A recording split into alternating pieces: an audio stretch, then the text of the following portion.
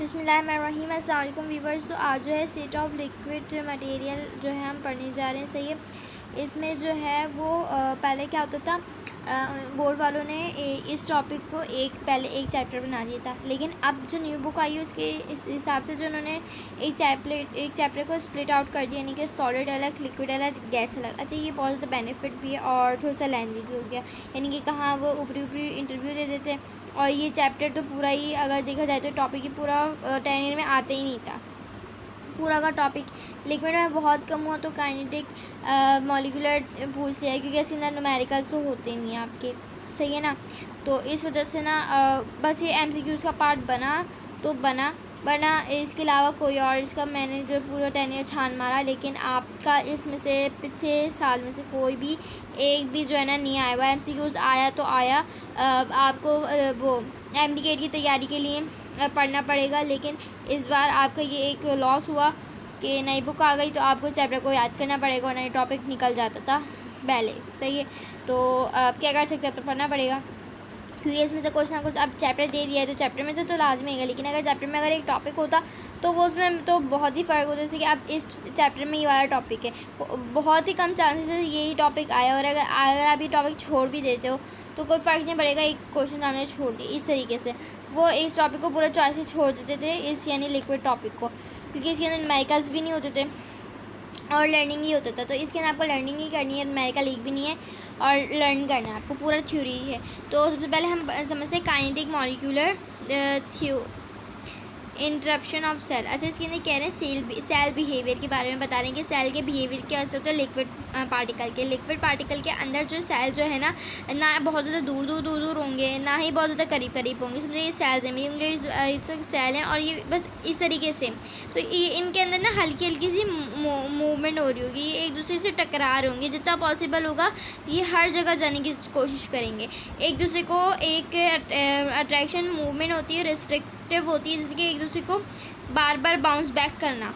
सही है ना। मतलब वो एक दूसरे टकराते रहते हैं, जिसकी वजह से इनके अंदर जो है वीक अट्रैक्टिव बॉन्ड होता है, क्योंकि सॉलिड की तरह एक दूसरे को जकड़े हुए नहीं होते ये लोग। सही है ना। ये थोड़ा सा लूजली बाउंडेड होते हैं और ना गैस की तरह स्प्लिट आउट हुए हुए होते हैं, एक मशरिक तो एक मगरिब में आपको उसका मॉलिक्यूल मिलेगा। इस तरीके से नहीं होते, और ना ज़्यादा करीब होते हैं ना ही ज़्यादा लूज़ होते हैं। सही है। फिर उसके बाद इधर जो है इसकी वजह से स्मॉल आपको स्पेस भी मिलेगा, तो उसमें ये closer together having some spaces. उसके बाद मूवमेंट रिस्ट्रिक्टिव मूवमेंट होता है, weak intermolecular and to collision liquid Brown motion जो कि इसके अंदर होती है। और फिर अनलाइक एसिड टू नॉट, ऐसे 3 पॉइंट्स करें तो आपका हो जाएगा ये। अब उसके बाद सिंपल प्रॉपर्टीज़ ऑफ लिक्विड पे आ जाते हैं। अब सिंपल प्रॉपर्टीज़ ऑफ लिक्विड जो है ना, इसके अंदर क्या है असल, इसके अंदर जो है सबसे पहले हमारे पास है डिफ्यूजन। आप बचपन से 9 क्लास में पढ़ते हैं डिफ्यूजन क्या है।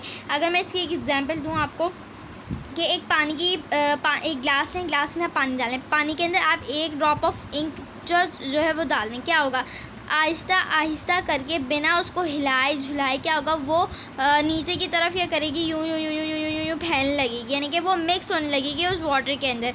ये प्रोसेस क्या कहलाता है, डिफ्यूजन कहलाता है। यानी कि two miscible liquid diffuse into each other, यानी कि दो लिक्विड मॉलिक्यूल्स को आपस में डिफ्यूज़ कराने का प्रोसेस।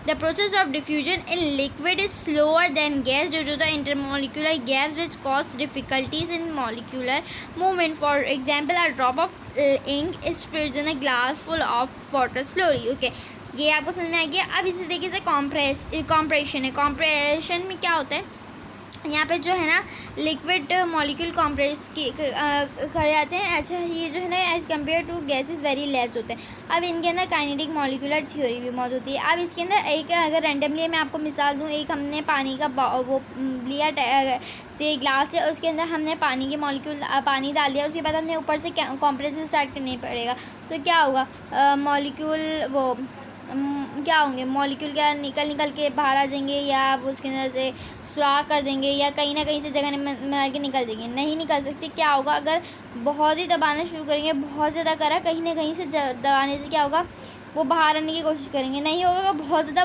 ज़्यादा टाइट हो क्या होगा, ग्लास फट जाएगा, टूट जाएगा। यही होगा, शीशे का ग्लास अगर होगा तो वो टूट जाएगा आखिर दम तक। अगर बहुत ज़्यादा ये हमने जो लिया हुआ होगा ये इसी कहते हैं पिस्टन। पिस्टन अगर लीव होगी और बहुत ज़्यादा टाइट होगी तो क्या होगा, वो कंप्रेस नहीं होगी, वो दब नहीं जाएगी, पिचक नहीं जाएगी, वो कोई वो नहीं है, क्या नाम है, जैसे ये मेरे पास वो सैनिटाइज़र वगैरह की होती है, प्लाज्मा लाइक चीज़ होती है, वो नहीं है कि हम उसको पीछे जाएंगे तो जेली लाइक सब्सटेंस और जेली चिपक जाएगी, पिचक जाएगी, इस तरीके से नहीं होगी। वो क्या होगा, या तो नीचे का फट जाएगा, ये कहीं ना कहीं से जगह बना के वो निकल ही जाएगा, क्योंकि वाटर मॉलिक्यूल है, इस वजह से नो चांस है ये। अब तो ये कॉम्प्रेशन है। अब कि एक्सपेंशन और कॉन्ट्रैक्शन ये दोनों एक दूसरे के रिवर्स है, एक सही है तो दूसरा उल्टा है। अब इसके अंदर एक्सपेंशन यानी एक्सपेंड हो रहा है, इसके अंदर जब हमारे पास काइनेटिक मॉलिक्यूलर जो एनर्जी है, काइनेटिक एनर्जी जब इंक्रीज़ होती है, इंक्रीज़ कब होती है, जब हायर टेम्परेचर होता है। जब हायर टेम्परेचर होगी, इंक्रीज़ होगी काइनेटिक एनर्जी, तो क्या होगा वहाँ पे, जब अब देखें, अब क्या नाम है, जब आप पानी को उबालते हैं तो क्या होता है, पानी में जब भाप निकलता है, पानी बॉयल मारता है, पानी गर्म होता है, फिर पानी क्या करता है, एवापोरेट होना शुरू हो जाता है। अगर आप चाय जो है वो तेज़ आंच से पकने के छोड़ दो, क्या होता है, वो लग जाएगी, जल जाएगी, पानी खुश्क हो जाएगा। तो ये एक्सपेंशन है, एक्सपेंड हो रही है कि भाई आपने पानी रखा, पानी के मॉलिक्यूल जो है काइनेटिक एनर्जी जो है इंक्रीज़ हुई, उसका विस्कोसिटी इंक्रीज़ हुई, उसका टेम्परेचर इंक्रीज़ हुआ, तो क्या रिजल्ट क्या आएगा भाई, उसकी गैप्स एवापोरेट होना शुरू हो जाएंगे, वहाँ पे विस्कोसिटी बढ़ने लग जाएगी, वहाँ पे इंटरमॉलिक्यूलर गैप जो हैं वो क्रिएट होने लगेंगे ज़्यादा से ज़्यादा, क्योंकि क्या हो रहा है, मॉलिक्यूल्स एवापोरेट हो रहे हैं, बाहर की तरफ जा रहे हैं, उठ रहे हैं, और गैप ज़्यादा होगा तो ये एक्सपेंशन। इसी की तरह उल्टा कॉन्ट्रैक्शन, यहाँ गर्म हो रहा है तो वहाँ ठंडा होगा, यहाँ पे बॉयल हो रहा है तो वहाँ फ्रीज़ होगा, ये बिल्कुल रिवर्स रिएक्शन होगा। तो वो ये opposite to the expansion is take place by the lowering of temperature in the lose kinetic energy close together. जाहिर सी बात है, दूर दूर हो रहे तो यहाँ क्लोज होंगे। मॉलिक्यूलर मोशन जो है, यानी कि मैंने आपको बताया है 2-3 मॉलिक्यूल हैं, एक मशरिक़ मगरिब में नहीं है, एक करीब करीब है, तो क्या करते हैं आपस में बाउंस बैक करते हैं। तो ये जो बाउंसिंग बैक है और जो एक दूसरे को हर पॉसिबल में जाना और रिस्ट्रिक्टिव मोशन करना, इधर से उधर फैलना, एक दूसरे को टकरे मारना, तो ये मॉलिक्यूलर मोशन है। काइनेटिक एनर्जी क्या है, काइनेटिक एनर्जी दो मॉलिक्यूल के बीच में हल्की सी मूवमेंट को काइनेटिक एनर्जी कहते हैं। अब ये जो है ये फास्ट नहीं है गैस से, क्योंकि गैस में तो होती ही बहुत दूर दूर मॉलिक्यूल्स है, तो उनमें हो नहीं सकती। काइनेटिक एनर्जी वाटर मॉलिक्यूल के अंदर मौजूद होती है। अगर ये बढ़ जाती है तो गैप ज़्यादा होता है, कम हो जाती है तो क्या होता है, ये करीब करीब आ जाती है। अगर ये काइनेटिक एनर्जी बढ़ती किस तरीके से, जब हमारे पास टेम्परेचर राइज होता है, टेम्परेचर बढ़ता है तो अट्रैक्टिव ऑफ फोर्स जो यानी काइनेटिक एनर्जी जो है वो बढ़ती है। जब काइनेटिक एनर्जी बढ़ती है तो वो अपने आप की शक्ल चेंज करके क्या एवापोरेट हो जाती है और गैसी शक्ल इख्तियार कर लेती है। तो ये काइनेटिक एनर्जी है, सही है। अब उम्मीद करती हूँ मेरी वीडियो पसंद आएगी। नेक्स्ट टॉपिक के साथ नेक्स्ट वीडियो में मुलाकात होती है। अल्लाह हाफिज़।